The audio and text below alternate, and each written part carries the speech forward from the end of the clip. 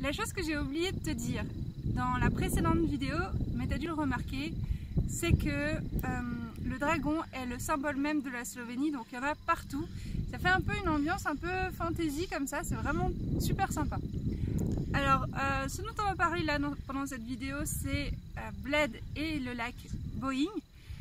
On a fait les deux en même temps en fait, parce qu'ils sont vraiment juste à côté l'un et l'autre. On a fait du stop pour y aller parce qu'on avait vu qu'en Slovénie le stop était très facile, et c'est vrai. Vraiment, t'attends vraiment, je sais pas, maximum 20 minutes. Alors c'est arrivé que ça marche pas hein, sur certains trucs, mais en tout cas le premier jour, la première fois qu'on a essayé, directement on a été pris.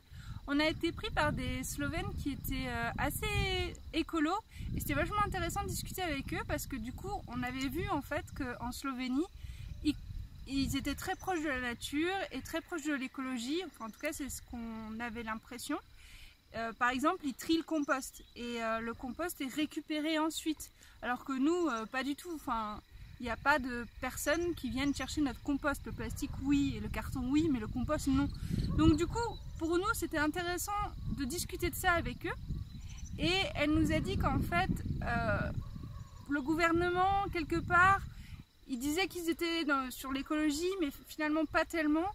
Parce que la population en fait, agricole utilisait beaucoup de pesticides sur leurs plantes, et justement elle disait il y a à peu près 90% des plantations qui utilisent des pesticides, et pratiquement elle disait que le taux de mortalité était dû en fait à ces produits chimiques dans les légumes et tout qu'ils consommaient.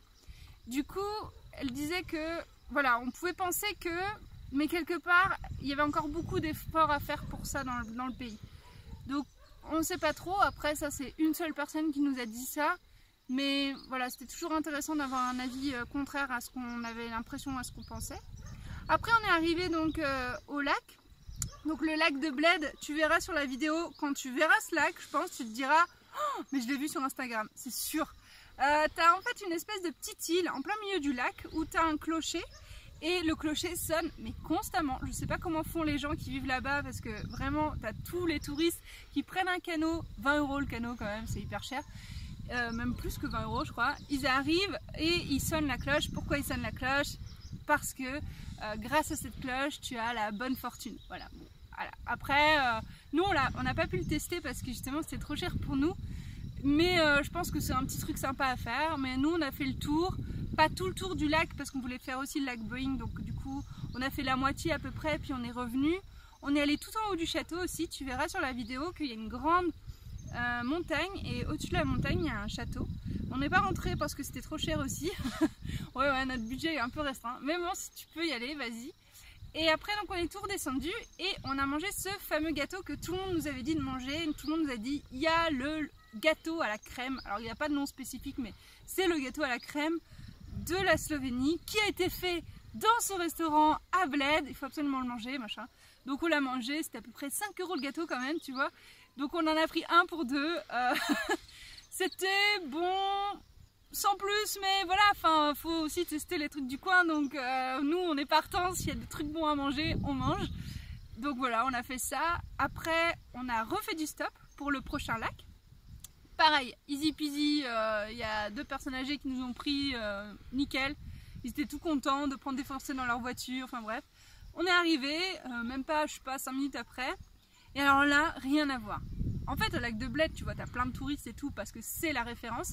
Mais le lac de Bohinj, il y a plein de gens qui savent pas, en fait, qu'il y en a un juste ici. Et nous, c'est Sarah qui nous en avait parlé. Donc du coup, pratiquement zéro touriste, tu vois. Et ça, c'était hyper agréable. En plus, on avait à peu près le coucher de soleil et tout qui commençait à venir. Et c'est tout petit, et là on a pu prendre un canoë. Alors c'était trop drôle parce qu'on a pris un canoë à 10 €, on l'avait pendant 1 heure, et c'était hyper bien, c'était une super bonne expérience. Tu vois, on était tout seul sur le lac, il n'y avait personne, genre vraiment c'était impressionnant, comme c'était calme et silencieux et juste naturel, et t'étais vraiment seul au milieu de tout quoi. Alors à un moment on a commencé à flipper quand même parce que en fait en barque tu vois, tu te rends pas compte du temps qu'il te reste à faire pour revenir et tout, donc après on a bien ramé pour arriver au bon moment. Donc t'inquiète pas, tout va bien, on a réussi. Et après, donc, soit on prenait un bus, soit on refaisait du stop. Le bus était une demi-heure après, je crois. Donc du coup, on a dit, bon bah, on essaye le stop, si ça marche pas, on prend le bus. Évidemment, le stop, ça a marché nickel. Franchement, même pas 5 minutes, tu vois. Non mais il y a des fois, je te jure, on a à peine écrit et c'était bon, quoi. Et là, c'était quasiment le cas. Donc, il y a 2 jeunes qui nous ont pris. En fait, ils venaient de faire j'ai que le mot en anglais en tête, mais ils ont fait du trekking, tu vois, dans la montagne pendant des heures et des heures, d'ailleurs, je crois, pendant 8 heures, un truc comme ça. Et là, ils étaient en train juste de reprendre la voiture et de redescendre vers Ljubljana. Et ces 2 jeunes-là étaient trop sympas, mais vraiment trop sympas. On a hyper sympathisé avec eux. On parlait de tout, de rien. On a parlé de l'éducation, de la culture. L'éducation, apparemment, c'est un peu comme chez nous, hein. En gros, on laisse pas trop de liberté aux enfants. Et ce serait bien d'ailleurs que...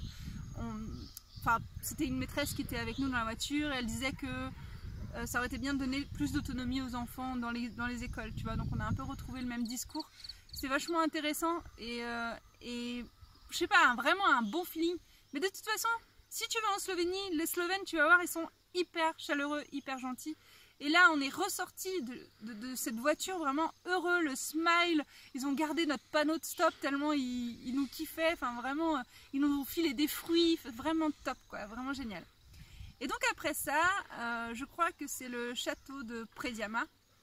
Et là, tu vas voir, tu vas pas croire que c'est réel tellement c'est beau.